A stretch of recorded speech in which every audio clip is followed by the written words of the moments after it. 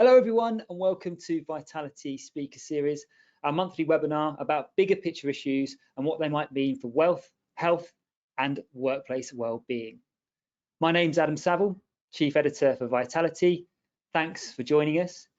Today we've got a really special session lined up with none other than AFC Bournemouth head coach Gary O'Neill. But before we dig into life in the Premier League and the pressures of top flight football, I'd like to take this opportunity to tell you a bit about what we've got planned for the next speaker series during Mental Health Awareness Week. On Wednesday, the 17th of May, we'll be joined by England rugby legend and Vitality ambassador, Johnny Wilkinson, to explore how an expansive mindset can help us to achieve infinite potential. So if you haven't already, please don't forget to register your place for that one. On to today's session, some background about today's guest. Gary O'Neill has been head coach of AFC Bournemouth since August 2022.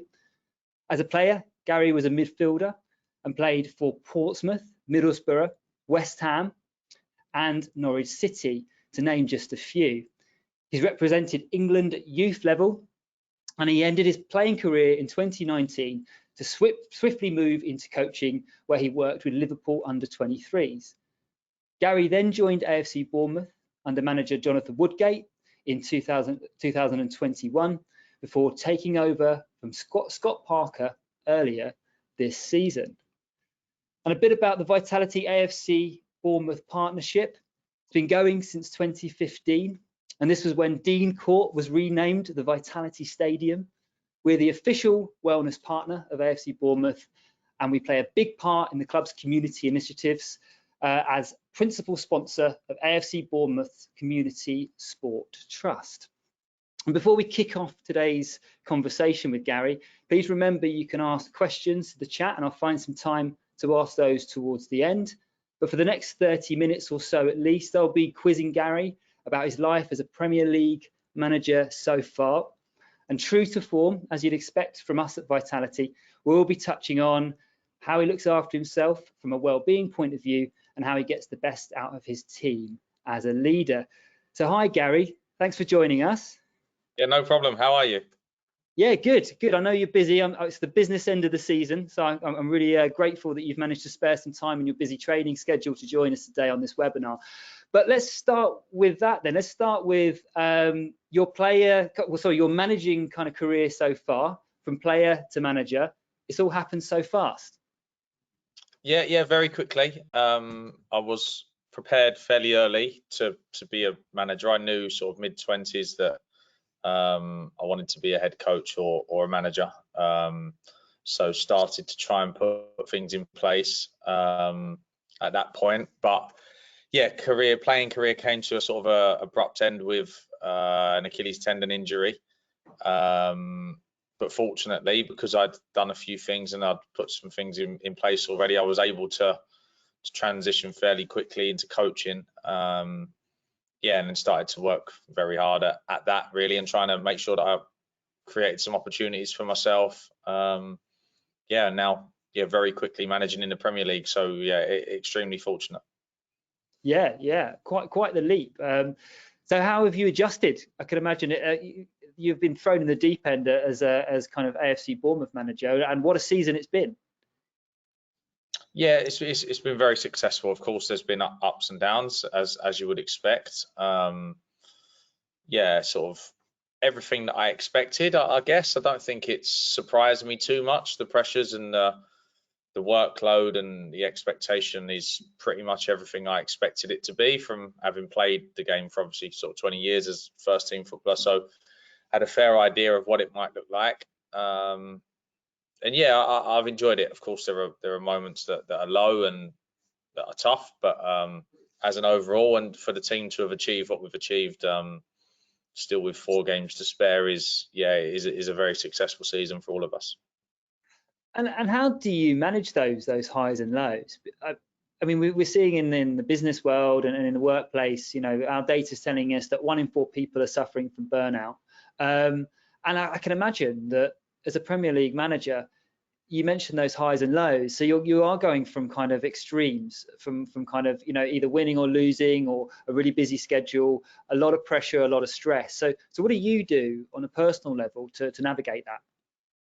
Yeah, no, not much really. I'm just sort of at this moment, I'm just cracking on with it and making sure that, yeah, I've just devoted the last 8 months, every moment that I've been awake, really, apart from the last couple of days, has been around trying to make sure that we achieve what we set out to. And I was conscious of that before I got into management. I had a real sort of clear idea in my mind of how I would separate sort of Gary O'Neill, the football manager, versus Gary O'Neill, the husband and dad, and the other stuff that is obviously in my life.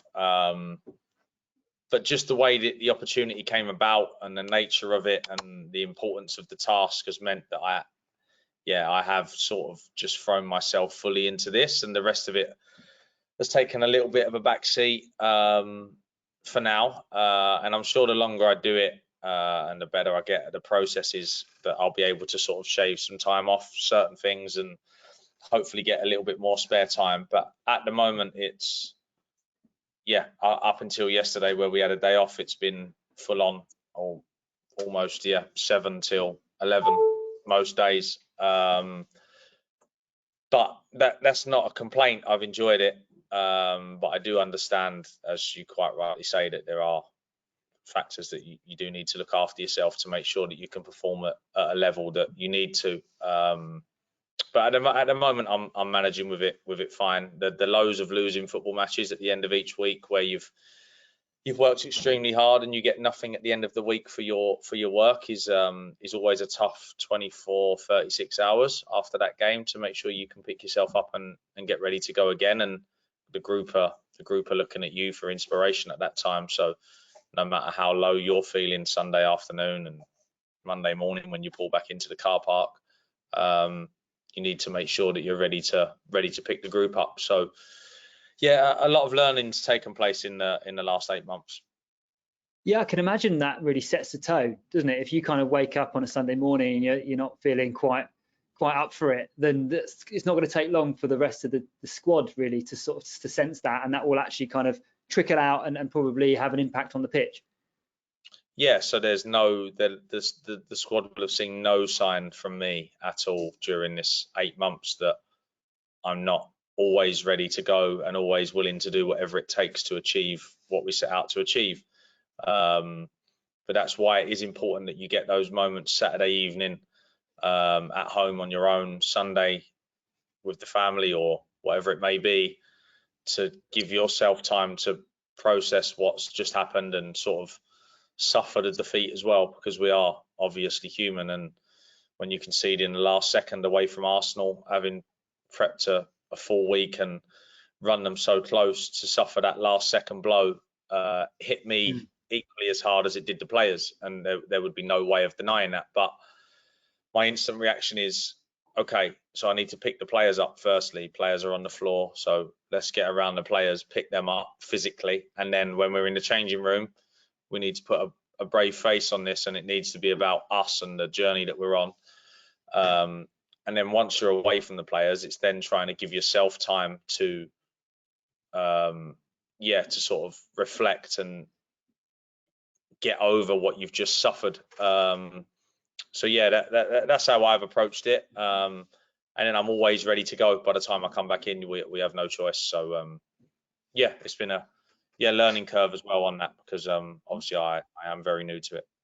Yeah. So you're almost still sort of working out what works for you. But what are some of the things that you would do on a Saturday night after either a disappointing result or even a kind of, like feeling elation because you've just kind of, you've got an unexpected win maybe, or you've achieved something you really have kind of been working up to.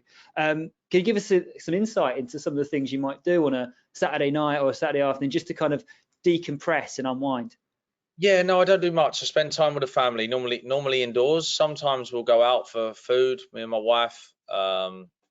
Sometimes we'll just sit on the sofa with the children and watch something or wait for match of the day. But yeah, after a loss, it's tough it's tough for the family, especially after a tough loss, because I find it impossible at that point to just forget about it and sit on the sofa and watch Disney films. Like, I'm not in that place yet, and that they probably expect me to be, but it is very difficult at that stage. So yeah, I'm not great company on a Saturday evening if it's gone against us. They sort of understand that, and I understand that. I try and get back to a place that I am as quickly as possible, but it does take a while. So, and then after a win, yeah, fairly normal really. Back children in the car with us after the game, they come to every game. So do we decide to go out and have something to eat? Do we spend time together at home? Little boy has football early Sunday morning pretty much every week, so try and get him in bed at a reasonable time. So yeah, not normal stuff that I'm sure all the guys that are listening and watching experience. Yeah, I'm the same. I mean, last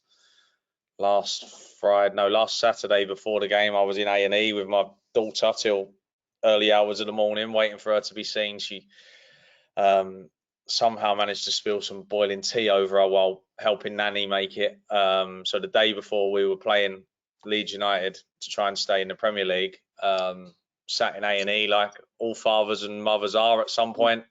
So yeah, all the normal stuff that everyone else does, I still do.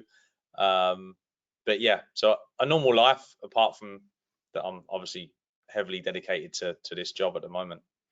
Yeah, but like you say, family doesn't stop, and then actually at times it has to come first. And I think a lot of people watching this webinar will be able to relate to that. You know, there's about kind of finding a balance between being there for your family and also kind of being there for your occupation. And I guess there's, for you, transitioning so rapidly from player into coach, and you said at the beginning of the conversation that you knew what you were getting yourself into, right? You as a player experienced that pressure. I guess a lot of people watching this would just kind of, it's a stretch of the imagination to imagine what it must be like in the changing room, at the Vitality Stadium before a massive game. But to you, it's your bread and butter, basically. You've been doing this your entire career, just on the other side as a player. But what are the differences? What are the key things you've kind of found since kind of moving from player into manager? Has it been a massive step change, or is it, is it kind of exactly as you expected?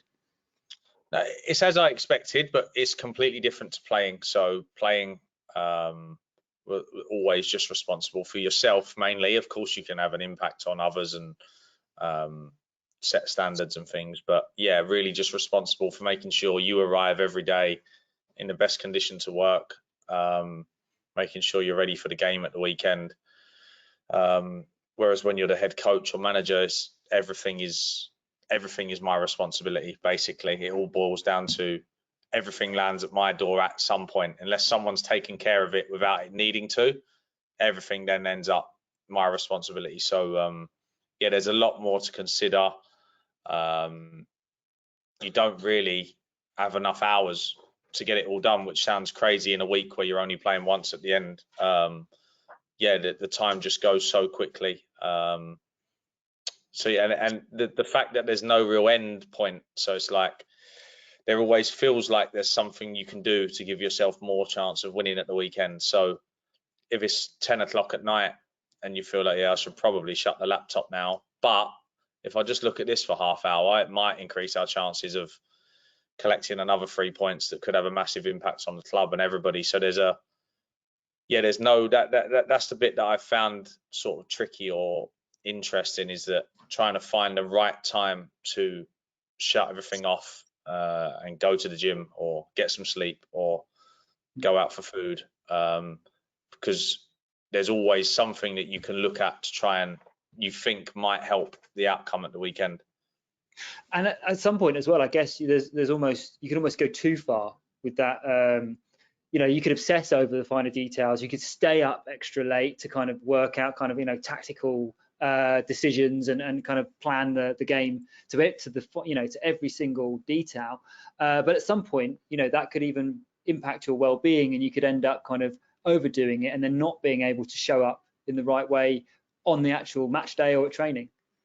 Yeah, always really conscious of how I feel as well. So some nights where I have stayed up too late and I have to get up at 5 to drive in or whatever it is, if I ever wake up or I get to the office and I feel like I'm tired, I know that that can't happen again tomorrow. We need to make sure that I feel better than this when I arrive tomorrow. So there is I am conscious of it.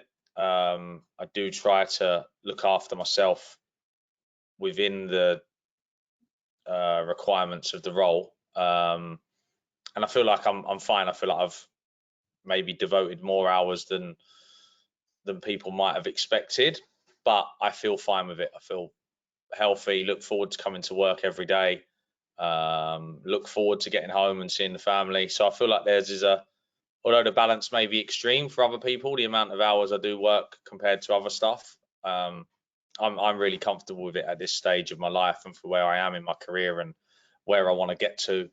I mean, these managerial roles can be fairly short, so you generally get a break at some point where once you get that break, you'll probably be wishing that you didn't have a break anymore and you were back to doing 7 to 11 every day. So yeah, embrace this while I'm in it, and then see where we get to.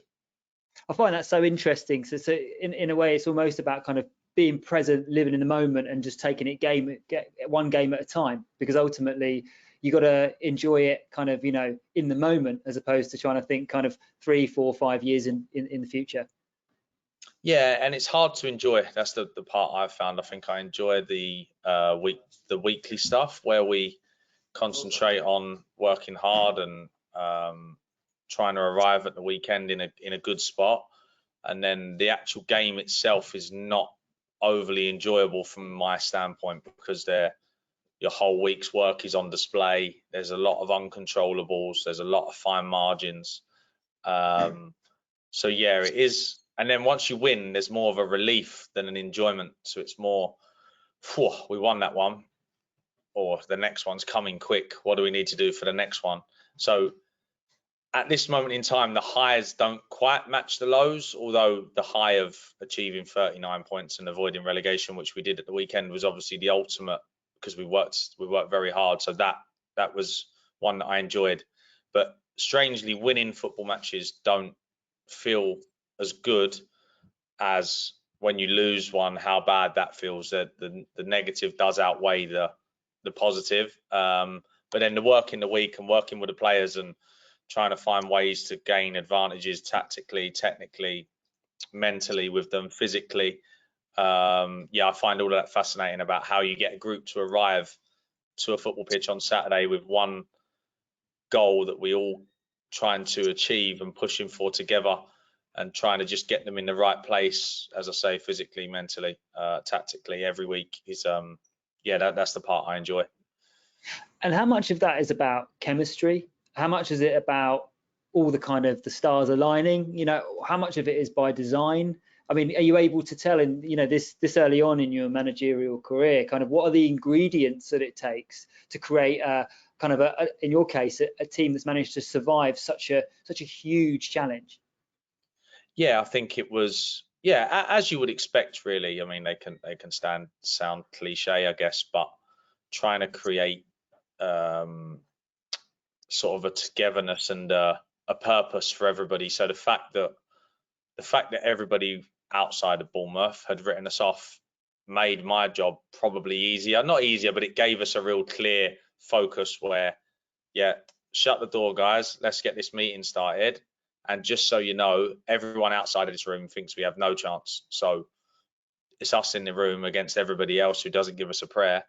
And that sort of energy and that togetherness and power sort of helped us. And then, of course, there are the other bits that you need tactically and technically. But as in the force of the group and everyone understanding the importance of the task and what it would mean to achieve it, I think we had a real clear identity and something that helped us drive even when we were up against tough results and things didn't go our way. There was always something to revert back to that we could reset and make sure that we were able to push on again. It's interesting that you say that kind of almost kind of being written off was used as a kind of a motivating factor, and that almost helped take the pressure off in a way. And Vitality, we've got a very clear purpose. Our purpose is to make people healthier and to enhance and enrich their lives, as well as protect them. So I guess for you then, it sounds like purpose and having a kind of a goal or a kind of an objective that you can all as a team rally around is crucial. So you talked a little bit about the sort of the team, but what about you personally? What, you know, it sounds like to me your purpose or what drives you is a real passion for the sport. But what are the sort of things that you would say kind of drive you? Yeah, that really, and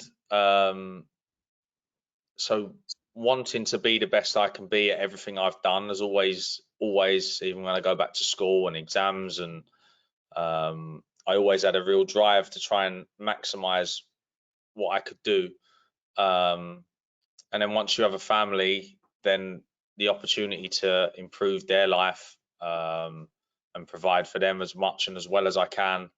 Um, yeah, so they're just I would guess similar to what drives most people, but for me, just a real inner.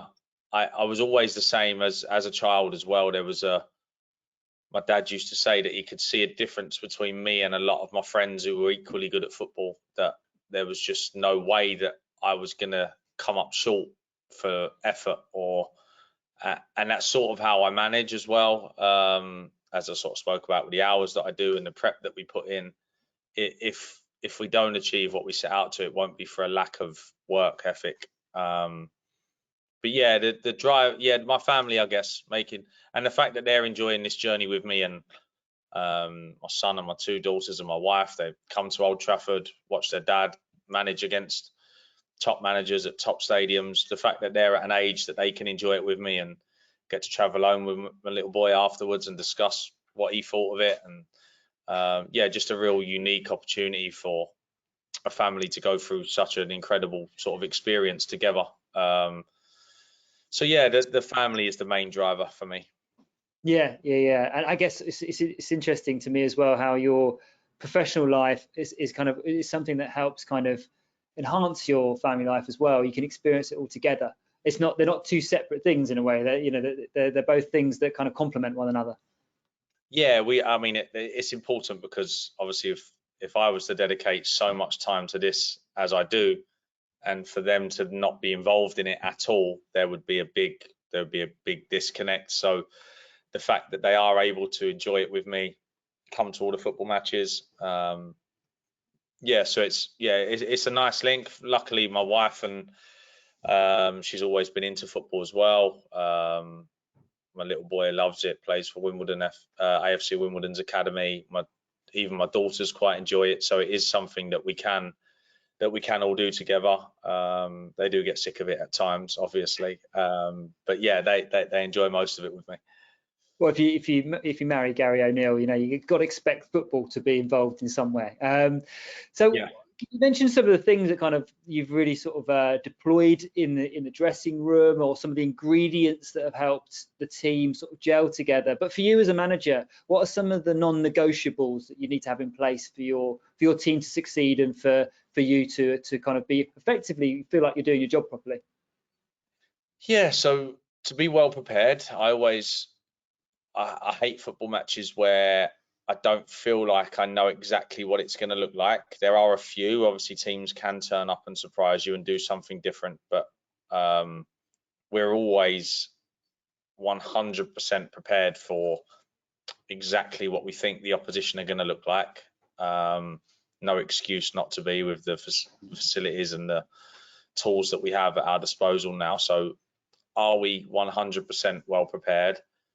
And then from the players, just a full commitment to whatever we ask them. So we use the term fully commit quite a lot, and it covers an awful lot of things. But yeah, not getting too disappointed. So use an example: if you give the ball away, for instance, like it's done. Just fully commit to the next action. Like the next action is coming, and it's the one that you can impact. So yeah, have you given the ball away the last 5 times? You may have, but the next action's still coming, so you need to fully commit to that one. You might have been on fire for the last 6 times, but the next action's still coming, so you need to fully commit to that one. The same with results, the same with the game plan that I asked them to carry out. So I don't mind them making mistakes at all, so people missing chances. I try and just make sure that every time they get one, they feel like they can fully commit to it. And if the ball drops to Ryan Christie, for instance, and he is fully committed to the action and it goes over the bar, like absolutely no problem at all. When the next one comes, mate, make sure you fully commit to it again for me, because then when we do get it right, we will definitely succeed. So yeah, things like that, just a real commitment to what we ask, at all times, regardless of situation, regardless of result, and just trying to get them into that mindset. Because I remember when I was playing, it's very easy to get carried away with some of the noise, or we need to win this one today. Well, no, we don't actually. The ball's going to arrive at you, and you're going to have a decision to make, and you're going to have to make it quickly. So forget about what might be happening in an hour and a half, and focus 100% of your energy on what's about to happen right now and what we can affect, and try and take the end result out of it. We all know how important the end result is, but the only way we can impact it is by, yeah, fully committing to the next action. So something that we've stuck by this season. I think that's a really brilliant answer, and I find it fascinating. We had Jake Humphrey on the speaker series not too long ago, and he talked about how one of the key components of high performance is mindset. And what you've just described there sounds like it's very much about, if not more about, mindset, mentality, psychology, than it is actually about physical ability, which is obviously going to be important. But without the mindset element, how much does that separate the difference between kind of becoming a high performing individual or team and one that's ultimately just kind of, not necessarily going to deliver? Yeah, so I always sort of use myself and my own experiences as a real sort of gauge as to how I can help the players, and how they'll be feeling at certain situations and where they are. And I just wish that I'd had the sort of knowledge, and as everyone does, when I was 22 and I was suffering with, or it was tough to play on a Tuesday after we've been beat on a Saturday, and yeah, not sure if I really want the ball here because fans aren't in a great mood, and yeah, like all that stuff that you go through as a footballer, it does affect your performance 100%. So trying to help the lads with that, because I know how much of an impact that can have on you, is just what I mean. We try and impact them in a lot of ways, but that is one way that we definitely trying to, because I understand and I've been there and I've felt it. So that's not to say that they felt exactly how I felt, but using myself and my own experiences to try and gauge where they would be after certain situations, and what I would have wanted to hear, or things that I would have wanted to have in place to help me cope with those situations. Yeah, so I just try and pass as much as that on as I can to the lads at every opportunity. Anything that I think might help them, anything that might gain us or gain them a percent or two, I find it really important. And then, of course, as you rightly say, the quality of the players and the stuff we do on the training ground and all that football stuff definitely has an impact, of course, as well. Yeah. Just going to pause there, just to remind viewers that they can ask questions using the chat facility or the questions box. So I'll be able to ask those of Gary towards the end of the conversation. But going back to that point around kind of mindset, and also your experience as a player, how much do you harness that? It sounds like you use that as a kind of an opportunity to connect with the team. Is your experience as a player, is that something that you has helped sort of, support your managerial career? Has it helped? Yeah, it definitely has. I think one of my real qualities as a player and as a coach is I've always been very sort of self-aware, and always really open and aware of things that I struggled with and things that I was good at. So that being able to be aware enough to know that, yeah, I'm not very good at that. I need somebody else to be able to do that. Or yeah, so a real awareness of how I was affected by certain situations has always sort of helped me understand things, and try and put things in place to help the players. And I think that was fairly unique for me when I look at other people that were in the dressing room with me. I always wished I was more like them sometimes. I was like, this guy has no clue that the whole fan base thinks he's terrible. He is just oblivious to it, and he's just going out and enjoying himself every Saturday. Whereas I was always more aware than that. So, and being aware of how the lads might feel about it, I feel has probably helped me as well, because it's elite sport. So there are a lot of psychological factors that go into performance. You know, every single one of our players on their day will be perfectly capable of performing in the Premier League. But why do they not have their day sometimes? Probably because of how they're feeling mentally. Would be of course, they could be tired, there could be physical issues, but generally, so much of how you perform in front of people when it really matters, when the chips are down, when there's a big game, the whole world's watching, how you perform at that moment is a lot to do with how you feel and what sort of tools you have in place to fall back on. Because Leeds are coming. We might start terrible for 20 minutes, lads, and we might be 1-0 down, and the fans might not be too happy with us. But there's still 70 minutes to play. So how do we get ourselves to a point where we can forget the last 20 minutes, forget the fact that, oh, this could get a bit grumbly in here and people might not be too pleased with what's going on, and how do we just clearly focus on what we need to do, is by trying to help the lads put things in place before they're out there, that they then go, oh yeah, the manager said it might feel a bit like this, and he did say that it might get like this, and he also said that if we do this, it will definitely help. And then, of course, from my part, the stuff that I give them then needs to work for them to believe in it. Unfortunately, we've had a few this year where stuff that I've given them has helped, and then you sort of increase belief, and then the whole thing then starts to gather some momentum.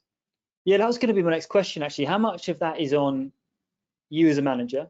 How much of it, and then kind of related to that, how much of that, you've kind of answered this in the fact that a lot of it's in the prep, but how much of it is in game state and your ability to change the direction of a match as a manager, the halftime break, or even some kind of support from the sidelines?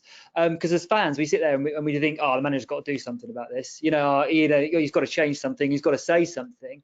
How much is the reality? Or if you could give us almost a bit of a sneak peek into the kind of onto the sidelines almost of those moments. How much of it is in your control, or is it a lot of it out of your control? Yeah, while the game's going on, it's tricky. So especially in the first half, where maybe you've not started how you'd want, and you realise that the lads need some help, it's very difficult to get it to them. Things are moving very quickly. They can't hear much of what you're saying from the side. You can try and get some messages on to the players that are nearest to you and see if you can spread some. We don't tell too many refs this, but we do generally try, and if it's going really badly, get someone to sit on the floor injured for a second, get someone on, get the lads into me, try and reset a few things. So try and create our own sort of timeout. Lads, over you come, need to do this, we need to do that. The doc tells me that Ryan Christie's fine, even though he's sat on the floor. I know he's fine because I asked him to sit on the floor. We get Ryan Christie up, and hopefully we've managed to have an impact on the way things are going. Half time is always an interesting one because it moves very quickly. 15 minutes sounds like a long time, but by the time you've been in with the coaches and the analysts and you've seen stuff back, you don't have much time, and you have to make a real educated decision on what the lads need or what you can get out of them. Do they need you to just go in there and just blow your top for 2 minutes and see if you can get a response out of them that way? Do they need tactical help at this point? Do they need some praise? So it's a real short window for you to decide what best they need to put them in the best place for the next 45 minutes. But yeah, impacting it while it's going on is tricky. Stoppages, substitutions, trying to get some information on when you can. But yeah, there's a lot of time where you're looking at your clock and you're like, well, there's still 15 minutes to half time, and I just need to get the lads in. The lads need a reset here, but there's nothing I can do about it. They're going to have to see this one out without me for 15 minutes, and then I can try and help them again at half time. Yeah, and something could happen, you know, at any point in the game that could just obviously turn on its head. Any plans obviously go out the window. For you though, what's going on for you at that time? I can imagine a lot of adrenaline, like you mentioned, the highs and lows. I can imagine that it's a pretty. I can imagine the 90 minutes could either fly by or take an agonisingly long time.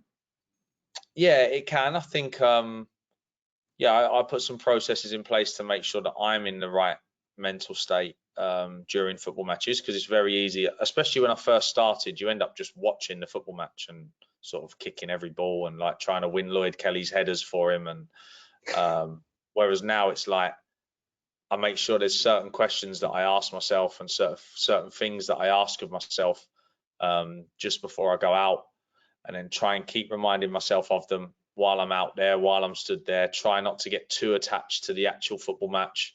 Need to always have sort of a view from further away than that. Like, although you're stood right on the side, try and take yourself back a bit, look at it from a tactical perspective.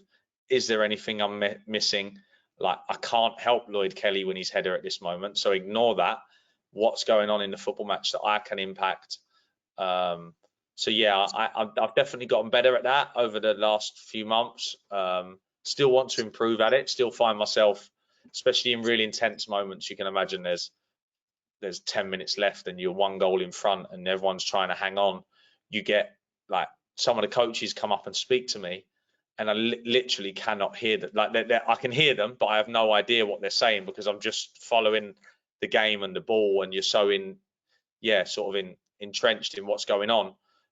So trying to always be able to remove yourself from the game to take on information and to find out what we can do is something that I'm still looking to improve, something that I still work hard at, something that I have to remind myself of probably every 10 minutes during a football match. But yeah, something that hopefully the longer I do it, the better I'll get at it. Some real lessons in that from people outside of football, even in a business setting, controlling the controllables, having some kind of some things to remind yourself of during maybe a stressful environment, such as kind of asking yourself questions, checking in with yourself. All these things I can imagine at kind of like leadership level in the workplace or in business or even at management level, we should all probably be taking some notice of. And I'm going to turn to the questions, if you wouldn't mind, Gary, because I've had some really good ones coming in.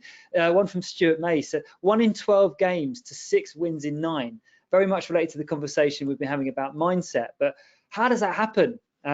Is it all in the mind of the players, and hence the biggest challenge? No, I don't think it was in the mind of the players. I think this is more technical than sort of mental and sort of mindset. I think we had a squad that we obviously, through ownership situation, we couldn't really strengthen much in the summer, so we were already a little bit short on numbers, and then we suffered a terrible spell of injuries. So we come back for the winter after the World Cup break, and our squad is sort of really depleted. So we have young lads on the bench and sort of under 18s that don't even train on site with us. They train somewhere else, so we don't see them all week, and then they're thrown onto the bench in a first team Premier League game. But during that, the boys were 100% fully committing to everything I asked. So that was all I judged them on.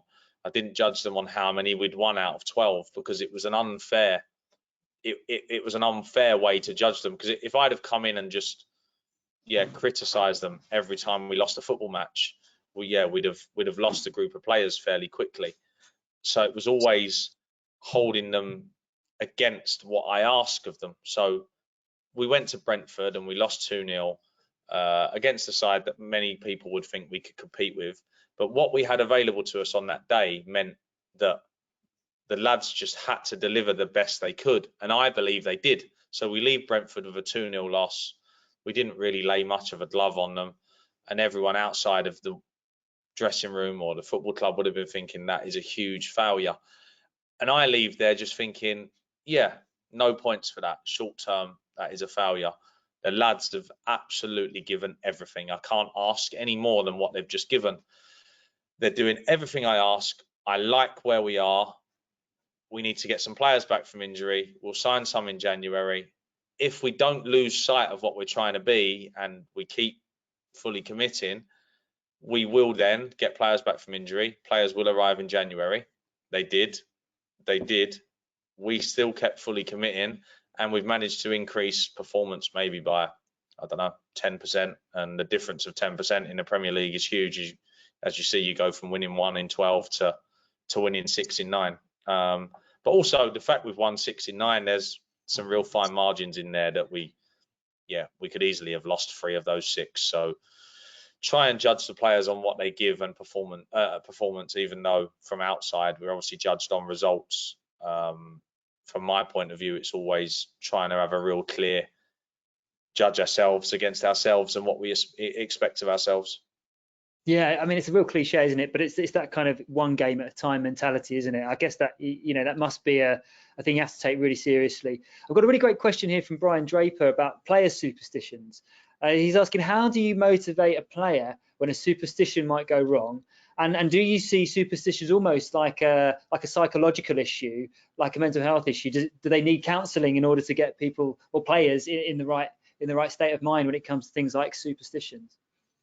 Yeah, I'm not too up on what superstitions the lads have. I never had any, and I still don't. I don't believe in anything like that. But I do understand sort of the question, and that I would guess that a lot of the boys do. I remember a lad I played with at Bristol City was unbelievably superstitious. Like, if he'd put his left sock on first, he'd turn the light switch on and off 4 times.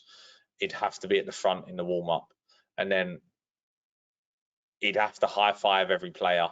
And then he'd be so extreme that if we'd won the last game and he'd been doing all that, and then someone would refuse to high-five him. So if we were trying to wind him up, for instance, we were like, yeah, Flinty, you're going to be terrible today, mate, because I am not high-fiving you. So you're going to have to get over it. He would literally struggle to play a football match if we didn't help him follow exactly what he'd done in the last one. So there are extremes, and I would guess that people would probably need help with that. I haven't seen any of that in our dressing room, really. I would guess the lads would have a few. They might have some things that they do. They might put one boot on before the other, but yeah, I've always been that definitely whatever sock I put on first this morning is going to have no impact on how we get on against Leeds this afternoon, I'm pretty sure. But what about kind of like track record and less a superstition, more about kind of we have bogey teams, or you might have a stadium that you haven't won at for the last sort of 6 seasons. How much does that play into the mindset of the team, or do players or do we as fans and do the press make more of that than there's the reality within the changing room? Do you just treat it as another game?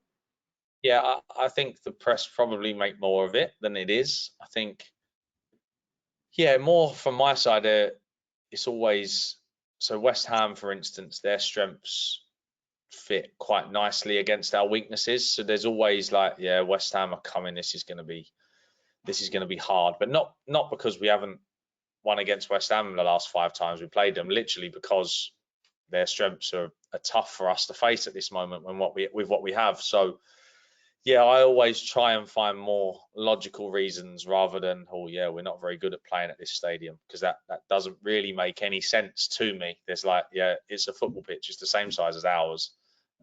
It's about 2 hours up the road. We can definitely play well here. There's no logical reason why we can't. So, I don't see bogey teams so much. As always, I'm always quite sort of logical with my thinking. And if West Ham beat us every time they play us, it's definitely not because they're our bogey team. It's more likely because there is an actual reason that there's something that they're good at that we struggle to cope with. So, probably more made of bogey teams in the media than actually in the dressing room. Well, if it's a bogey team or a superstition, put it that way, you can't solve it, right? It's out of your control. But if it's technical, if it's logical, and if you can actually look at the reasons behind it, you can do something about that. I find that really interesting. Mike White has asked a really good question. Is there any way to control unrealistic customer expectations, or fans, as he puts it? Can players avoid social media after bad results? So 2 parts of that. I tell them to. My advice to the players was to not have social media while you're playing. Yeah, it's unrealistic. They do, but I don't think any human being is strong enough to go on social media after wins, losses, and for the comments to not affect them at all. I think if you open yourself up to those and you start reading those, it will have an impact on you. So unless you're telling me you're 100% strong enough that this does not impact how you feel about performing, then no problem, get yourself on there, read away. But my advice from when I was playing is that it is impossible that it doesn't have an impact on you. So generally, the people on there are not qualified. So firstly, every opinion you're reading is literally just a guy that loves watching football, wants to give his opinion, but it isn't qualified. And you're letting that opinion, or you're not letting that opinion will impact you. So yeah, I think it's I think it's a tough time to be an elite footballer. Not obviously there are huge benefits, but from a performance perspective and trying to stay away from negative things that can impact you, it's probably as tough as it's ever been for them. So it was maybe 12 weeks ago or 6 weeks ago, maybe somewhere between there, where I said to the lads, my advice would be turn your phone off, because Bill that sits in the East Stand, who's hammering you, I promise you, he doesn't know more than us. So we don't need to know what he thinks.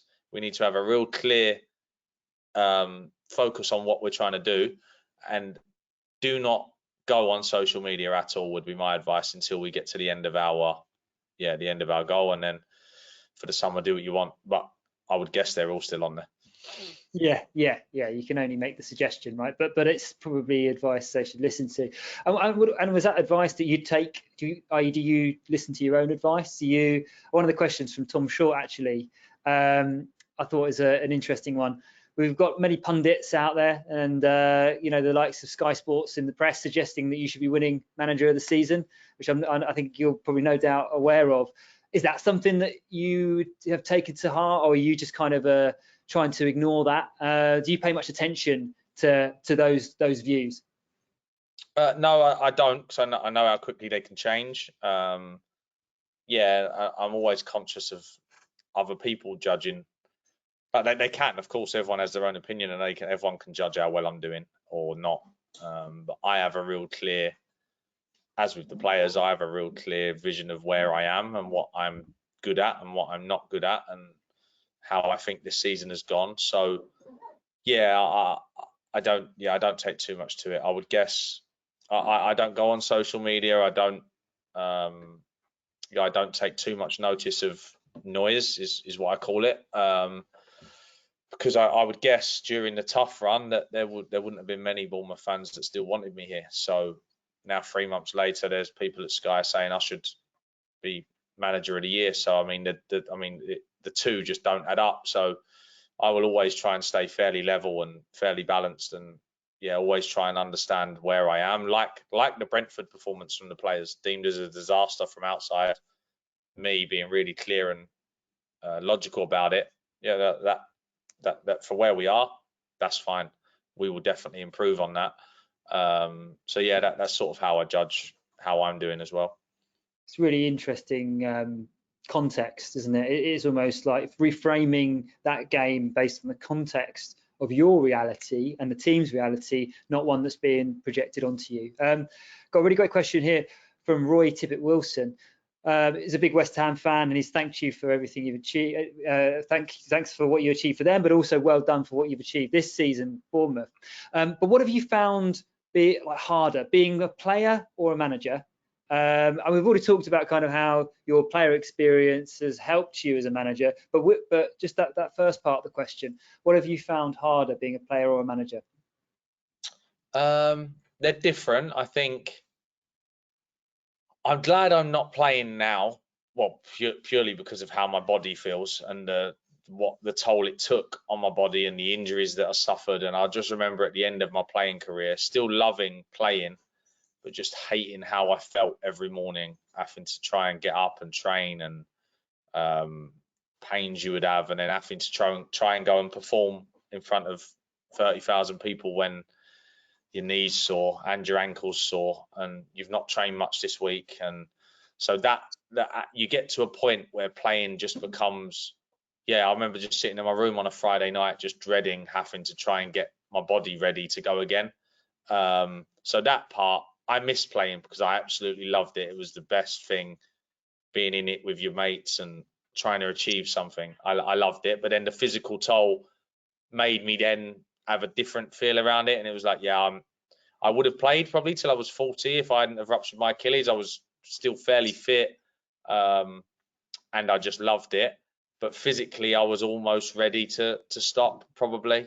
And now the thing I love about managing is, yeah, I don't really need my body. Like I obviously do, but not to the extent that I did. So now it's like, yeah, I am nearly 40. I need to keep my brain sharp. I need to stay in enough of a good physical condition that I can function, but I don't need to be able to do 13.5K every 3 days, and I don't need to be able to run at a certain, so I can still have an impact on the game that I love and the elite end of it without having to put my body through, yeah, some real tough situations. Yeah, it's a great answer. Mike Hornby has asked, who was the best player you ever played with, and who was the best you played against? Okay, best I played against is probably easier. There's a couple. Thierry Henry, when he first, like that Arsenal team, the last season at Highbury, I think, the Invincibles season. Yeah, I'd never seen anything like it. I thought I was quite young at the time, and we went to Highbury with Portsmouth. I was probably only 19 or 20.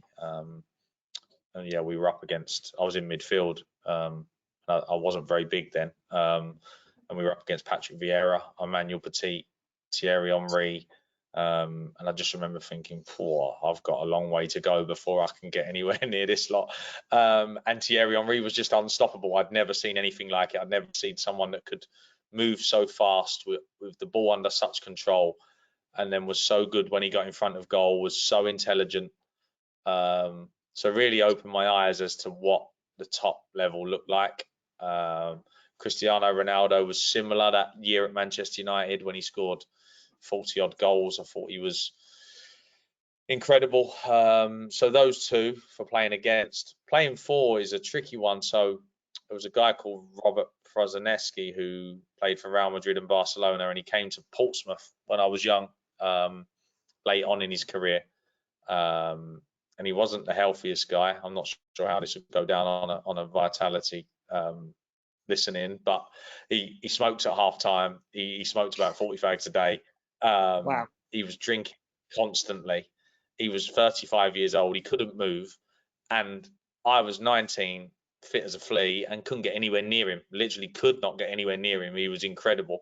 I remember him scoring a hat-trick against Barnsley one day in a home game, and we still lost 4-3. I just remember him coming in, lighting up a cigarette, throwing his boots on the floor and just sort of huffing, as if to say, yeah, you lot are useless. I've scored a hat-trick and you still can't win a game against Barnsley. He was incredible. He was absolutely, so I could just imagine what he was like in his prime then. I mean, not too many players play for Barcelona and Real Madrid, so that gives you a good sort of guide as to how good he was. He was incredible. So probably him. Yeah, great answer. Loads of great questions coming in, and we're going to run out of time. Another quick one from a fellow colleague at Vitality, Matt Moulton. Who are some of the managers who are impressing you most at the moment, and why? Yeah, so obviously Pep Guardiola.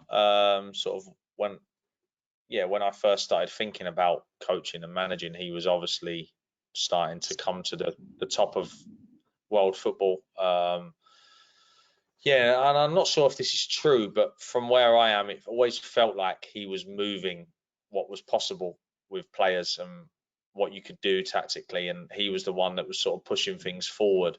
And that may be doing a disservice to someone else that I don't know that may have been, but that was how it felt to me.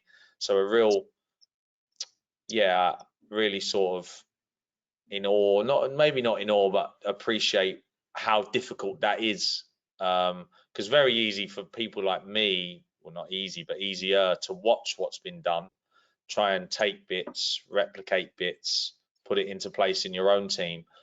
But to be the guy that's coming up with these things and inventing stuff that hasn't been done before and trying to move the game to a new level, I think is extremely impressive. So yeah, him, Roberto De Zerbi, obviously at Brighton, is doing an incredible job. So there are some real good. The game's moved on a lot tactically from when I played at Portsmouth. Everyone played 4-4-2. There was no tactical advantages. It was just, if you outperform us today, you win your individual battles, you'll win. If we do, we'll win. whereas there's so much, it's moved on so much in the last 15, 20 years that it's yeah, the tactical side has moved on a lot.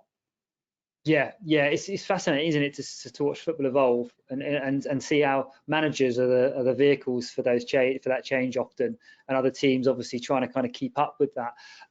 Running out of time. Thanks for all your questions, everyone. They've been fantastic, and unfortunately won't be able to ask them all.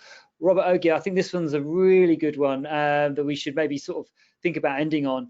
So Gary, you clearly had a plan from an early age to go into coaching and management. So do you have a plan for after football coaching? And do you see yourself as a kind of, or do you see yourself as a kind of a Roy Hodgson, someone who obviously has stayed within management his entire career? Yeah, no, I'm not sure. I haven't planned that far ahead. I can't imagine not being around football. Yeah, I can't imagine not having football in my life. So I would like to be around it as long as I can, whatever that looks like. I'm not sure, because it is a ruthless industry, obviously, and yeah, there's a lot of people that want to be football managers that don't get the opportunity, or get one opportunity and then it's hard to get another one. So I'd like to think that I'll be doing it for a long time, or for as long as I want to. And then, yeah, my plan at some point is to put my slippers on, exchange them with my golf shoes occasionally, watch my kids grow up, take them to school, and spend a little bit of time just enjoying stuff that isn't work and that isn't high pressured. But I don't know when that point will come, but I do envisage that at some point I'd like to be somewhere sunny with a golf course, and not a lot of pressure. Well, that is a very nice thought, and I think one we should probably end on. Gary, thanks so much for your time. It's been a really marvelous insight into your managerial career so far, and some of your experiences as both a player and a manager. Appreciate you're incredibly busy, so I'll let you go and hopefully put your feet up, and you can put your slippers on and spend some time with the family if you're allowed out this afternoon. But thanks so much for your time. Appreciate it. Thank you very much. Good luck with the rest of the season. Thanks for joining us, everyone.